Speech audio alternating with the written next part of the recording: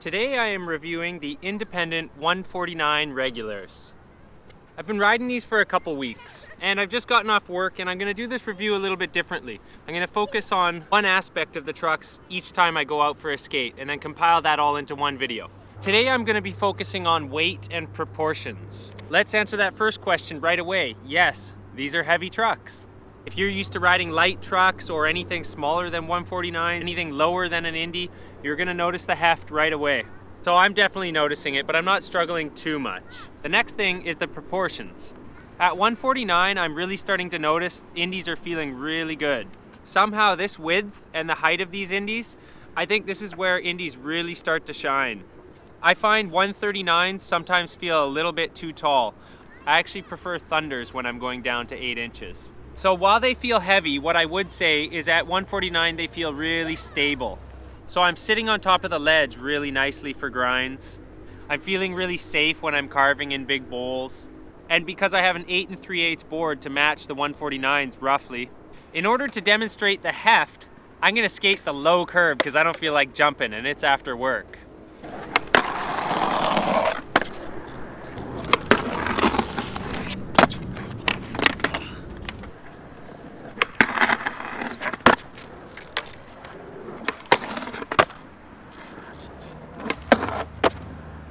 So no problems getting onto this 8-inch high ledge, but let's try something a little higher. That's a lot more ledge than I want to ollie onto.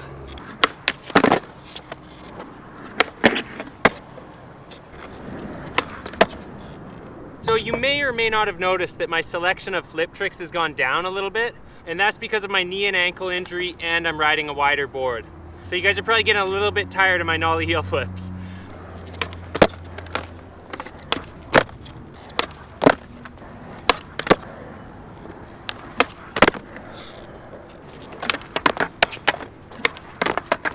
You can see me struggling in all my shove it heel flip tricks and it's just a bit too much heft for me. I really am not accustomed to a truck this big. The proportions are just larger than I'm used to flipping around. You have to jump higher, kick harder, and just generally have more time in the air to get this thing all the way around.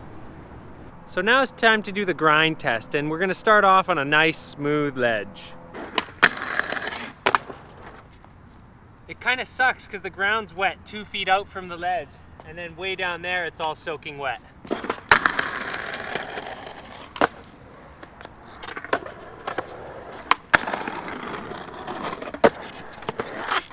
At 149, it's nice and stable with lots of room to adjust when I'm up there to stay on the ledge.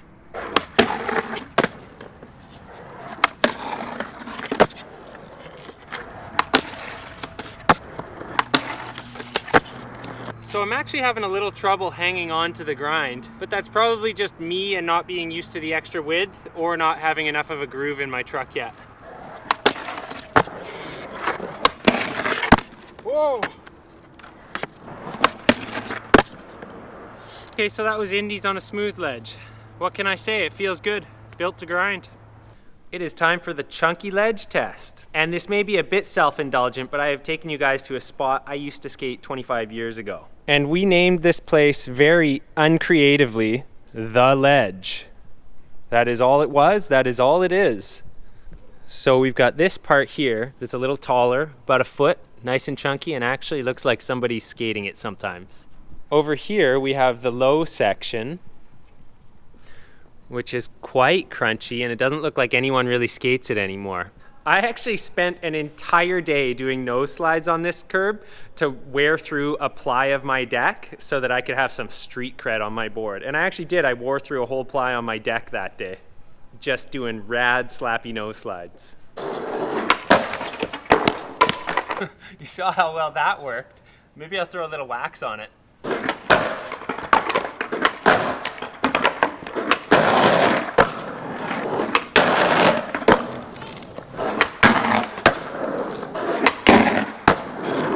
Man, that's satisfying.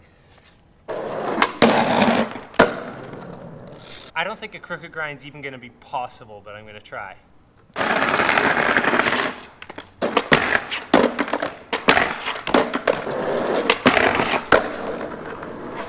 Yeah, check out them chunks.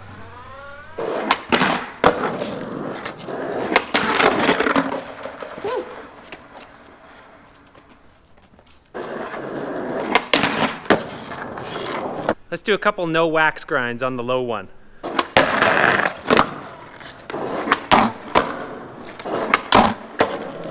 And one slappy no slide for old time's sake. So this right here is the step that I accidentally learned slappy crooked grinds on.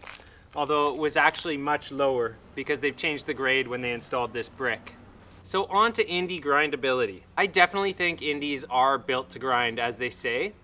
I think the fact that they have so much meat on them, you can see they've got this great rounded over bit. There's just so much meat here, and I think because they're so round, they have a slightly bigger radius than some other trucks. And I think that slightly bigger radius helps you ride over larger bumps. I mean, imagine trying to drag a piece of angle iron over a chunky ledge instead of a nice rounded over piece. Now, I will admit, I think I could have done all those tricks on any truck just about, but what you can't see in the video is how it feels, and I think Indies feel smoother and better on a chunky ledge. So these 149s did great. As you can see, I had to push really hard. It took me a lot of tries just to get that one crooked grind because it was so chunky, but when I did, it felt great. You guys better note that moment in your unimportant skate trivia because that might be the only handrail you ever see me do. Another thing I've been wondering is, what do flat bars feel like on these wide Indies? How do feeble grinds feel and 50/50s? Traditionally, I've liked a lower truck and a skinnier board, but that was a long time ago, back when I felt comfortable grinding flat bars.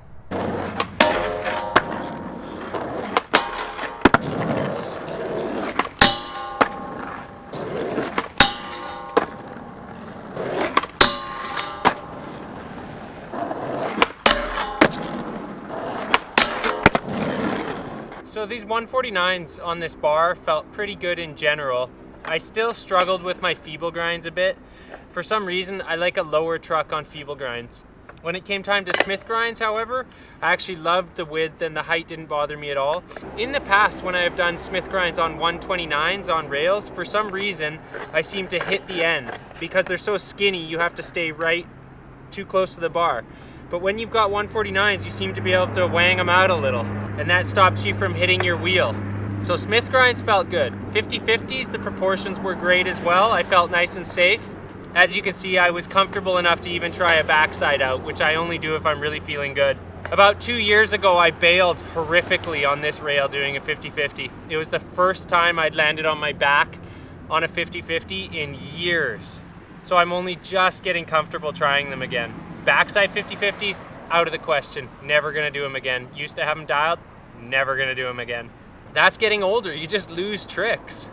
I can definitely see why so many of the rail chompers ride Indy 149s. I feel like skating a little bit more. Let's see if the flat ground gods are shining on me tonight.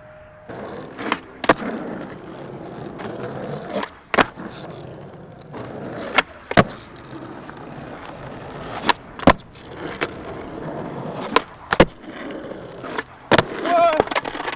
Ow!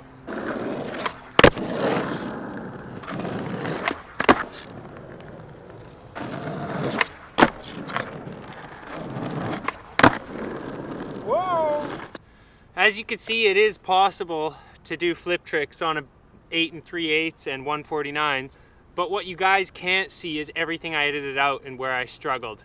Today is transition test day today. How stable and how good do I feel on these 149s on coping?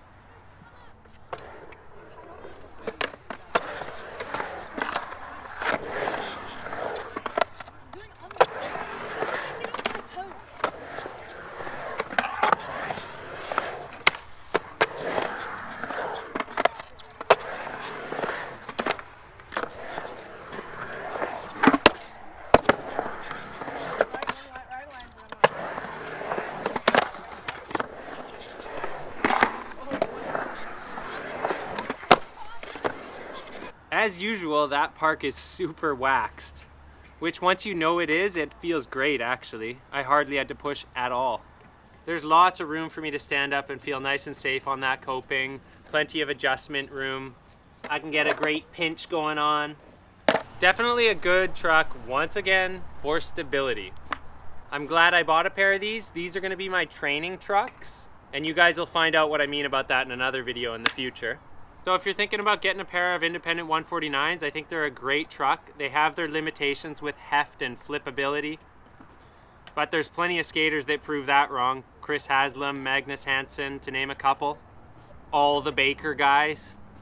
Actually, Reynolds rides 139s on an 8.5, which I find kind of strange. That's a 1/4 inch smaller on each side of your deck. So these are a good truck.